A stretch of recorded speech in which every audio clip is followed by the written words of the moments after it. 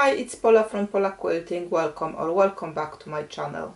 Welcome to my sewing room and welcome to another scrappy tutorial, and this one is actually quite special for me because it comes with the first ever proper pattern with all written instructions and pictures and diagrams and what do you need in the pattern. So the only one thing I am not putting in my pattern is how much fabric do you need, because we're working with the scraps. So you just need to bring out your buckets and sort through the scraps accordingly and use those to make this design. So we are working with string scraps today, and we will need to sort them into lengths. So one length is going to be about 7.5 inch. We will be squaring up that block to 6.5 by 12.5. So you want to give yourself a bit of wiggle room, especially if your strings are wonky. Now if you're working with nicely straight cut strips, then obviously you may not need that allowance, but if you work just with your scraps, then I would suggest 7.5 inch. It will give you enough space to then trim it to the size. Now the second length we're working with is about 13.5 inch, and we will be squaring those blocks to 12.5 inch length. Again, the same principle. If your strips are maybe 2.5 inch, some leftovers of jelly rolls, also honey buns, or you've got some really nicely cut strips of any width, then you may not need that allowance of 1 inch. But if your scraps are wonky, not regular, then you would like to have that. So that's what we're working with today. So I've got my scraps. I got my longer scraps here because I already completed all my shorter blocks, which I will show you later when we go through the process. And how I organize my scrap blocks is, one, you need to know how many blocks you want to make. So obviously in the pattern I'm giving you a design for a lap size quilt, but you can obviously make it to any size you want. So once you've calculated how many blocks you need overall, each block is 6.5 by 12.5. You divide that number by half because we're making two types of the blocks, and then this is, let's say you've calculated you need 10 blocks, you need 10 what I call starters. It's just how to make that block quicker. You want to obviously chain piece, but you don't want to recount how many you've got. So I'm counting 10 pieces here. I trimmed all my strips to that 13.5 inches because I was cutting from longer pieces, so that's why they look quite uniform, but they weren't when I started from. It's just because I kind of prepped them that way. So I will make 5 blocks, 1, 2, 3, 4, 5. Those are my 5 starters, which I will keep on one side of the machine, and then I will just chain piece them with another random piece from my pile. You can mix and match anything. The only thing I just want to avoid is maybe have the same color of fabric next to the same color of the fabric. You want a little bit of variety, but other than that you can mix anything and everything together. So chain piece those 5 first starters with another strip.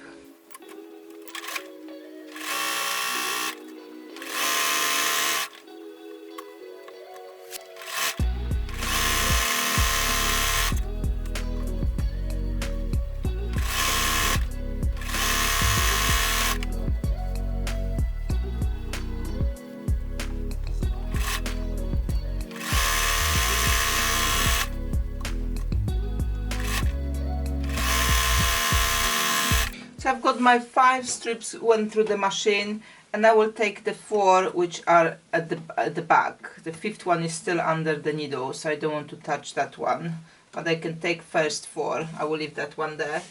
And again, you carry on chain piecing.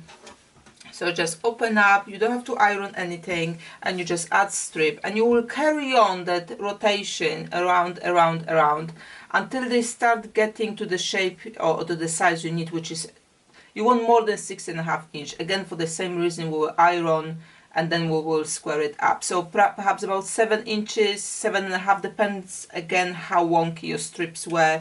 It's good to have either a ruler, or you might have markings on your machine with the size. So when they start getting bigger, let's something like that, that is more or less where we're getting to. So I will just take it to the side, you know, where you've got the markings or the ruler, see how much I'm missing. Okay, I'm at the 5.5, so I probably need to add another this type of strip. Always account for the seam allowance, and you know, okay, if I add this strip I will be at the 7 inches, which means I will be easily able to trim it to 6.5.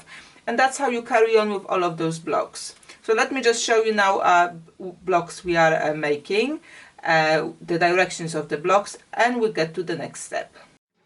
Here it is, one of my blocks. So it should be a little bit more than 6.5. There are different widths of there because depends what I was stitching together. Also different widths of the strips. It's whatever I had in my bucket.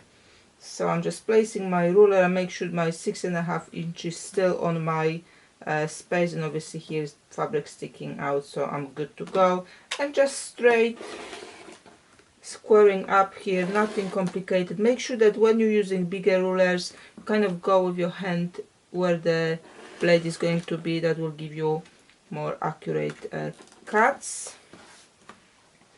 And I'm just gonna turn this around, align my 6.5 inch at the bottom, align my side, and then I can do the other side. So here just one cut because it's just small distance, but here you want to start from one corner, cut a bit, hold that corner with your hand, move your other hand, and finish off. That way the fabric doesn't move under your ruler and you have a nice square block. Now just a tip, I did, like in any other of my tutorials you have seen, I did use a spray starch when ironing my blocks. It's just to make sure that they are nice to work with, especially, you know, the more seams, the more sturdy you want the fabric to be when you're cutting it. And also the seam direction is really not important here. Whichever the fabric wants to go, that's how you can iron, because we won't be nesting or matching anything later with anything else, so it's all good as it is. So you can see what I've been putting together here, really all and everything. Here I've got some strings stitched together from another project as well.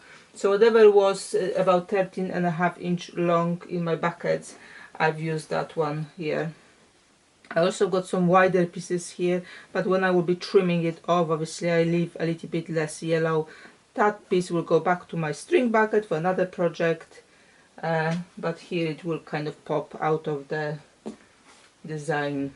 The narrowest piece I think I've used here was about probably 3/4 of an inch, maybe a little bit more. I mean, I have not been measuring. Whatever was, you know, at least if it's more than half an inch, you will see it, because you're taking from both sides 1/4 inch, so you want to have it more than half an inch, so you don't have a seam next to seam. You want to see that fabric a little bit.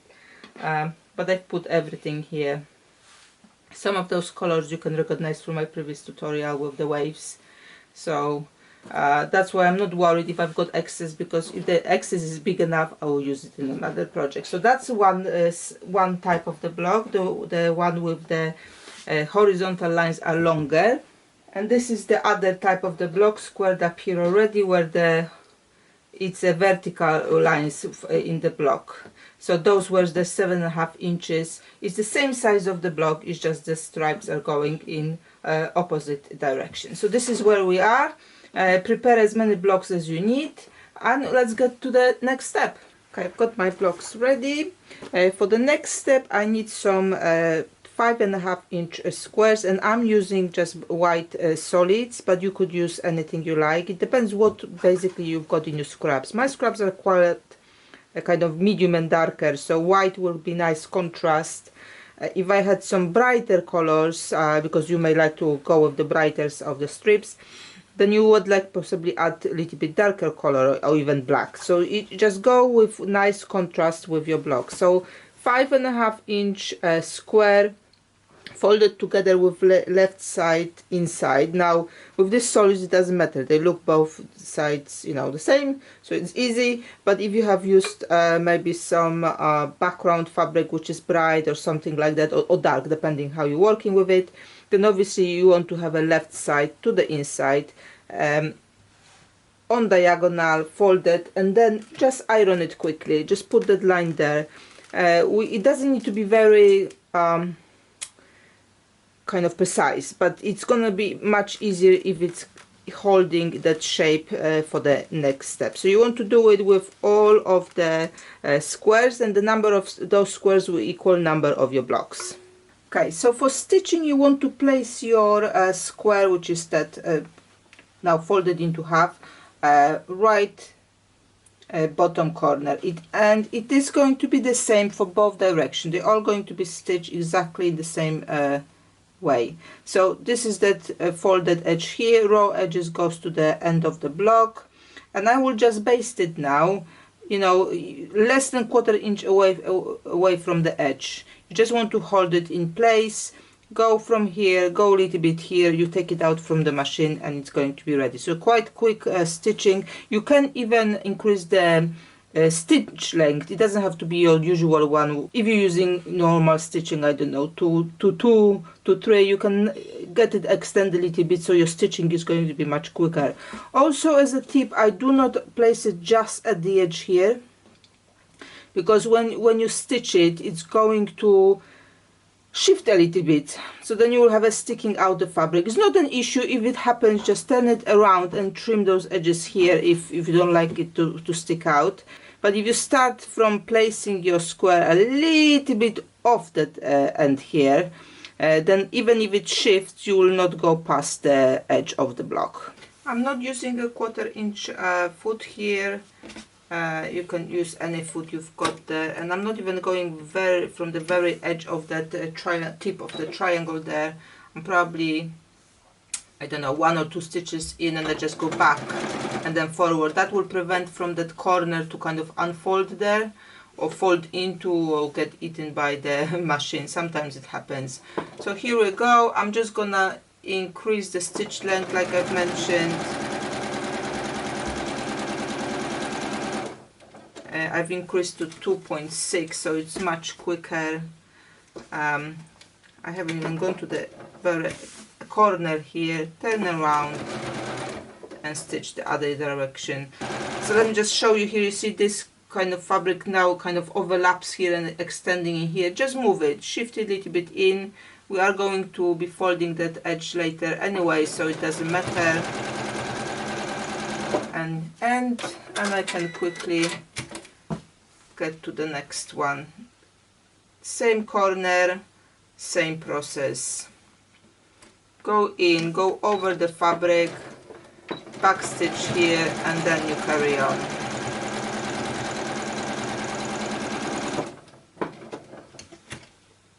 You can chain piece that one as well. Let me just show you how. Once you go over it a little bit more to the fabric, I will just pull the thread a little bit more, leave like this, and then put another piece under and carry on. So you can chain piece fairly quickly all of those pieces. So the next step will be taking it to the iron, just so that when you're stitching that edge here, it may kind of cringe a little bit. When you take it into the iron, you will flatten it out nicely, and it will be ready for the next step. Now, before we start stitching anything here back on that block, we need to prepare another type of the element for this block. So let me show you how to do that. I have pulled colorful scraps from my trays. I did mention the trays before, but I will refer you to another video. I've kind of covered more about it. So all of those squares are 4.5 inch, and we need to prep them. So what you want to do is fold your piece into half, then fold your piece again into half, and then one of that kind of top layer, double top layer, fold into half again. So we have like a harmonic style, but just with those kind of few pieces. This one stays at the kind of 1/4 mark. Now take the iron. You may like to finger press it, but it depends really what fabric you're using. Some fabrics are better with finger pressing than others.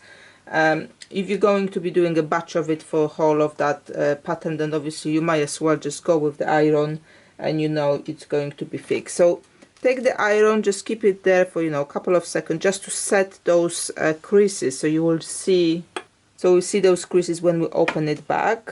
Okay, so let's open it up now. So I've created 2 creases. I've created or 3. One crease is obviously when we folded this block into half. Then one is in the middle here, and one is in the quarter kind of mark of that kind of strip now. So I'm gonna take a pin and mark myself where that first crease is. You don't have to do it, but maybe for the first few, until you kind of go into rhythm, you would like to do the same thing. So I'm just putting that pin here. I'm taking the part where there was no crease here, and I'm folding it, making sure I'm not going over my middle of that block. And I'm going over to the crease on this side and just making sure that this is nicely on the tip here, and obviously wherever that crease here, the other tip will be there. I'm just going to finger press it. I'm gonna open it now, holding this crease, and fold it into half. It's a little bit like making the paper plane. Okay, so that's one side is done. Now I take this side and I'm gonna fold it so my edge is matching. Again, you just finger press here, and then I will fold it again to make that aeroplane. It literally is like making paper aeroplane.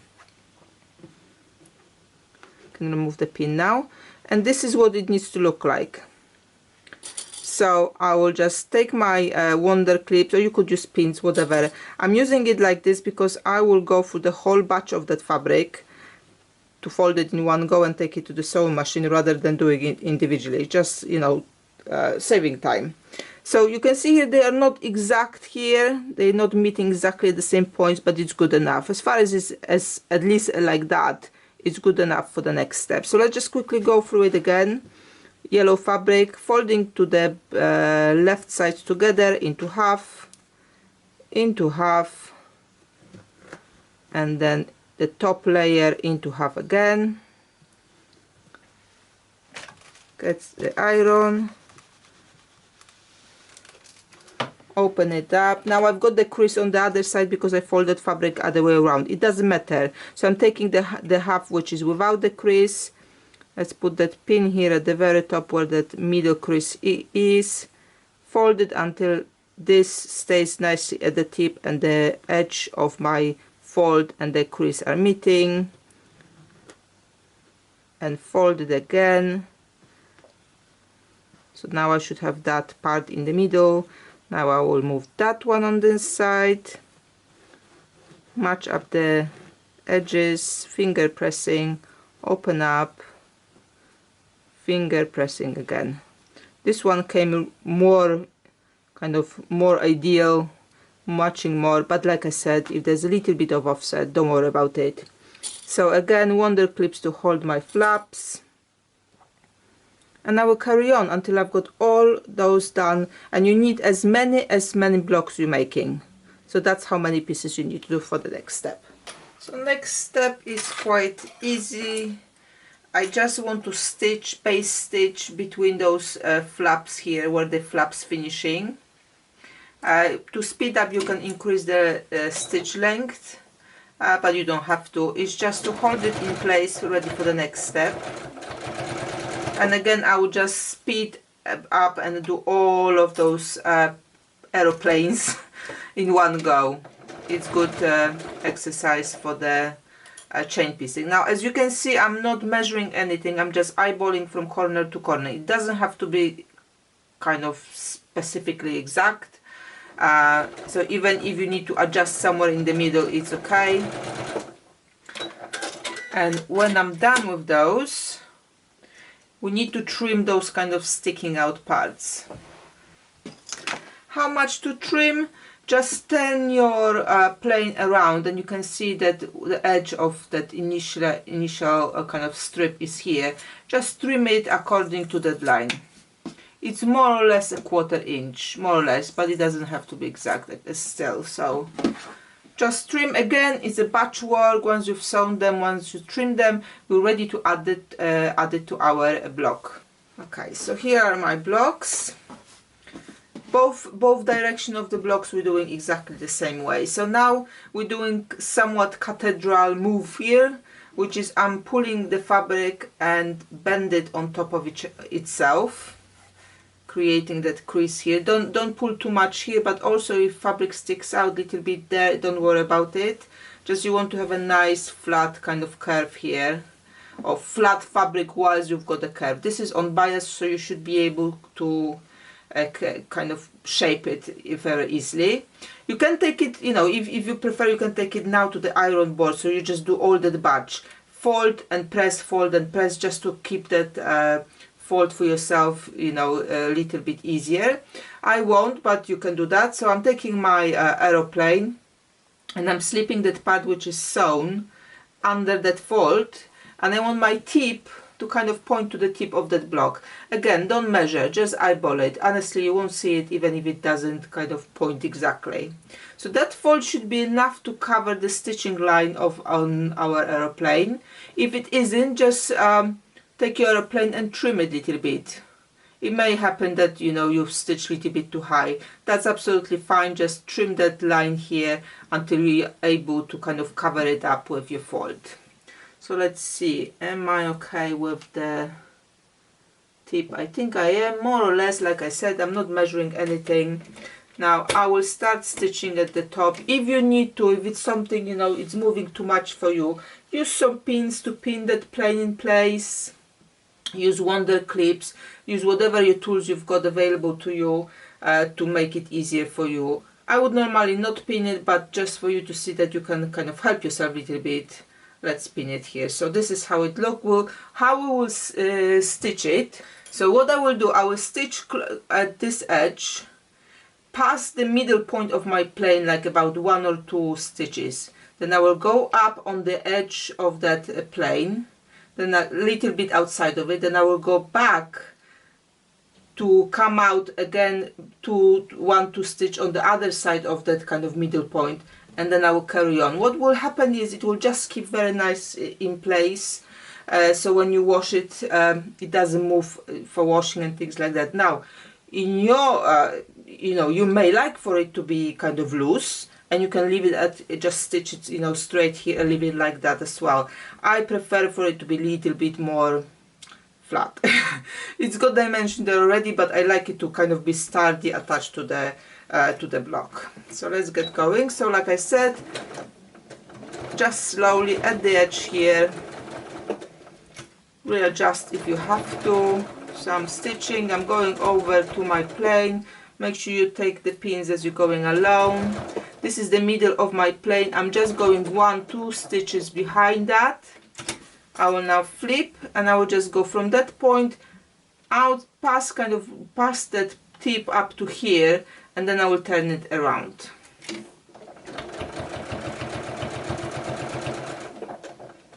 Again, it's not exact science. If you don't come up exactly on the tip, don't worry, it's okay.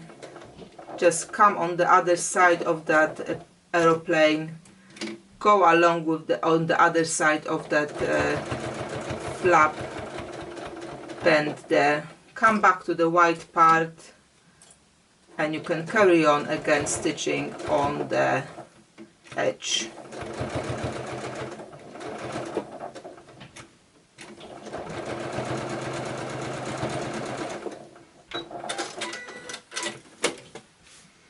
Here you go, this is what the blocks look like. So like I said, this is still loose, but the middle section of it is stitched, so it will not move.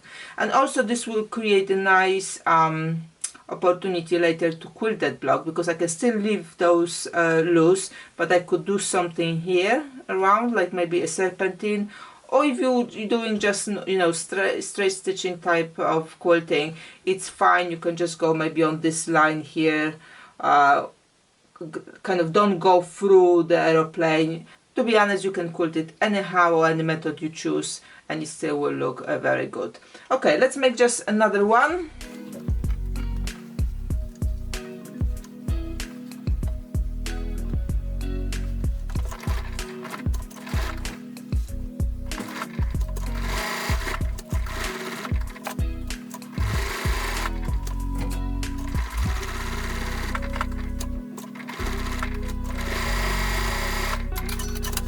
I will take it to the iron now just to kind of set this piece in place, because you can see kind of lifts the fabric a little bit here, but once I iron it again, just literally 3-second press on each of those blocks, it will flatten up again and you can kind of take it now to put on the design board.